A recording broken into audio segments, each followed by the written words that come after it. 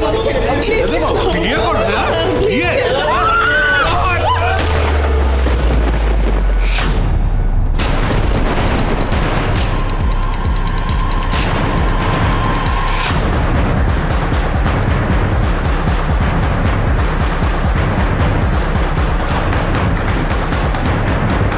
সুধা, সুধা, আমি তোমাকে ছাড়বো না, তোমাকে ছাড়বো না আমি। নিয়ে যান ওকে, ওর জায়গা ওই কারাগারেই।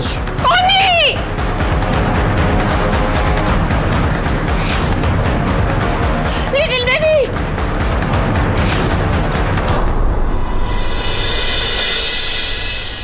মুহূর্ত হারাবে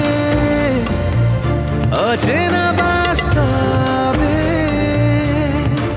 ভীত স্বপ্নেরা লিখে রাখবে চোখে পাতায় শুভ বিবাহ। চেনা সুরে সেনাই ডেকে যায় শুভ বিবাহ, লেখা প্রজাপতির ডানায় শুভ বিবাহ, শুভ বিবাহ।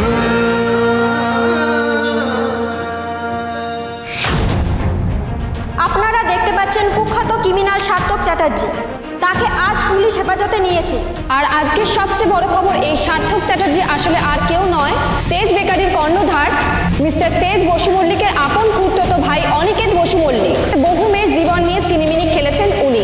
কয়েক বছর আগে এর শিকার হয়েছিলেন তেজ বসু মল্লিকের স্ত্রী সুধা বসু মল্লিক নিজেও। এই সার্থকে ছিলেন তার প্রাক্তন স্বামী। শোনা যাচ্ছে এই তেজ বেকারি বিস্কুটে বিষ মেশানোর কাণ্ড এই সার্থক চ্যাটার্জির কারসাজি। বিষ মিশিয়ে আশ্রমের বহু বাচ্চাকে অসুস্থতার মুখে ঠেলে দিয়েছিলেন উনি। শুধু তাই নয়, নানা শহরের নানা ক্রাইম রেকর্ডে আছে সার্থক চ্যাটার্জির নাম। আপনারা দেখতে পাচ্ছেন ইন্সপেক্টর আশুতোষ তেওয়ারিকে। তিনি এই শহরে এসেছেন সার্থক চ্যাটার্জিকে গ্রেফতারের মিশনে। আর সব কেসের মতো তিনি এই মিশনে সফল হতে চলেছেন। আসুন কথা বলে নেওয়া যাক তার সাথে।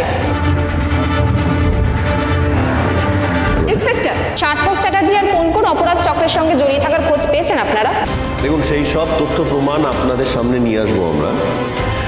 তবে এই মুহূর্তে দাঁড়িয়ে এর থেকে বেশি কিছু বলা আমার পক্ষে সম্ভব নয় যতদিন তদন্ত চলছে।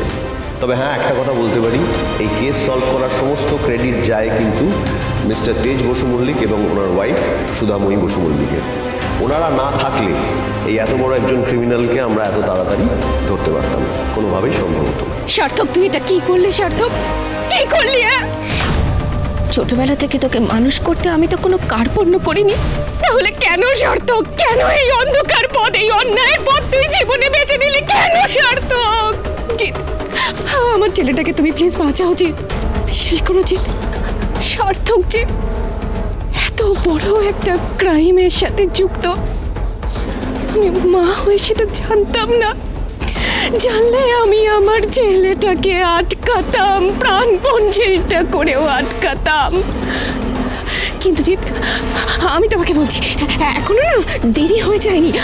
আমি পারবো আমার ছেলেকে সঠিক পথে ফিরিয়ে আনতে। আমাকে একটু সময় দাও তুমি, শুধু তার আগে ওকে পুলিশের হাত থেকে বাঁচাও, পুলিশকে ধরে নিয়ে যেতে দিও না জিৎ, প্লিজ প্লিজ প্লিজ, একটা কিছু করো, এভাবে দাঁড়িয়ে থেকো না। দেবাঞ্জনা, আমি পারবো না, আমি অপারগ। দেবাঞ্জনা, আমি আমার ছেলেটাকে শুধু একবার চোখের দেখা দেখবার জন্য দিনের পর দিন অপেক্ষা করেছি, কিন্তু আজ বুঝতে পারছি তার আসল স্বরূপ। আমারই ভুল ছিল দেবাঞ্জনা। আমি যদি ছোটবেলা থেকে আমার ছেলেটাকে আমার কাছে রেখে মানুষ করতাম, তাহলে হয়তো এই দিনটা আজকে আমাকে দেখতে হতো না। কিন্তু তা যখন করতে পারিনি, তখন এত বড় বড় স্বপ্ন আমার দেখা উচিত হয়নি আমার ছেলেকে নিয়ে। এর থেকে যদি আমি এটা জানতাম যে আমার ছেলে মারা গেছে, তাহলেও বোধহয় ভালো হতো। তুমি তো এটাই বলবে বাবা, তুমি তো এটাই বলবে। তোমার মতন একজন ভীতু কাওয়ার্ড লোকের থেকে এটাই এক্সপেক্টেড। আরে যখন আমাদের সব থেকে বেশি দরকার ছিল যে বাবা আমার আর আমার মায়ের পাশে সেই সময় দাঁড়াতে পারেনি, সেই কাপুরুষের থেকে তুমি আর কি এক্সপেক্ট করছো মাও? বাবা, একটা কথা মনে রাখো, ট্রাস্ট মি, এই অনিকেত বসু মল্লিক সার্থক চ্যাটার্জি হয়েছে শুধুমাত্র তোমার জন্য।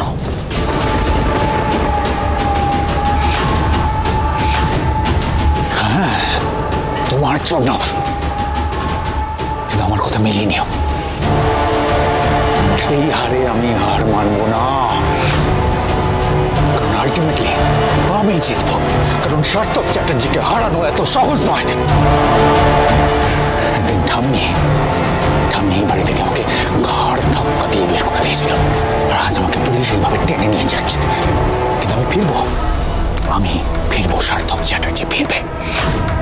আর যেদিন আমি ফিরব, সেদিন এই বসু মল্লিক বাড়িতে আমি থাকবো, আর এই গোটা বসু মল্লিক পরিবার রাস্তায় থাকবে, বসু মল্লিক বাড়ির বাইরে। এটা আমি তোমাকে কথা দিলাম বাবা।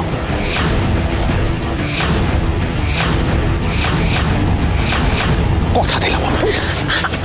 না না, আমার ছেলেটাকে ছেড়ে দিন। আমার ছেলেকে ছেড়ে দিন। আপনারা আমার ছেলেকে ছেড়ে দিন, প্লিজ। নিয়ে যাবেন না, প্লিজ। আমার ছেলেটাকে নিয়ে যাবেন না। বাবা, একটা কথা মনে রাখো, এই অনেকের বসু মল্লিক সার্থক চ্যাটার্জি হয়েছে শুধুমাত্র তোমার জন্য।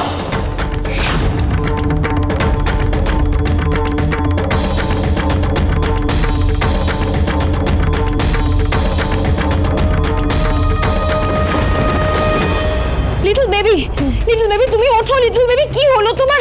ও লিটল বেবি, গেট আপ। কি হলো? মম, তেজ কোথায়? হ্যাঁ, তেজ, আমার বিয়ে হচ্ছে না আজ। সব শেষ হয়ে গেছে লিটল বেবি। আজ তুমি এভাবে কোণে সেজে আর বিয়ে করতে পারলে না। তেজ সে সুধার কাছে চলে গেল। তুমি দেখো, আবার জিতে গেল।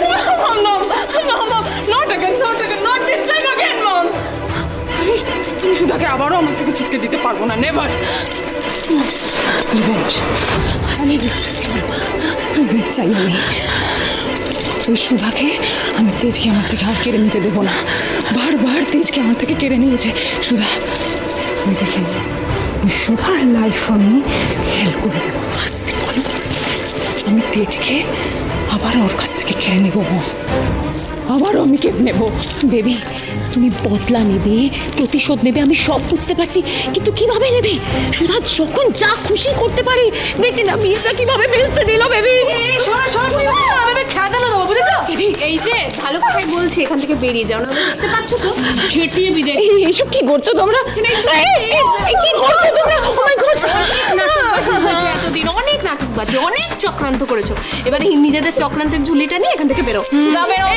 শোনো, এই বাড়িটা না আমার দিদি আর জামাই বাবুর, বুঝেছো? এগুলো উটকো লোকের কোনো জায়গা নেই। তুমি কি করছো? দেখছো না লিটল বেবি অসুস্থ হয়ে পড়েছে? এরকম করো না। ও মা, তাই লিটল বেবি তুমি অসুস্থ? তাহলে তো তোমাকে ওষুধ দিতে হবে। এই চিরকুট আনতাম। লিটল বেবি, তুমি আমার ছেড়ে যেও না। চল।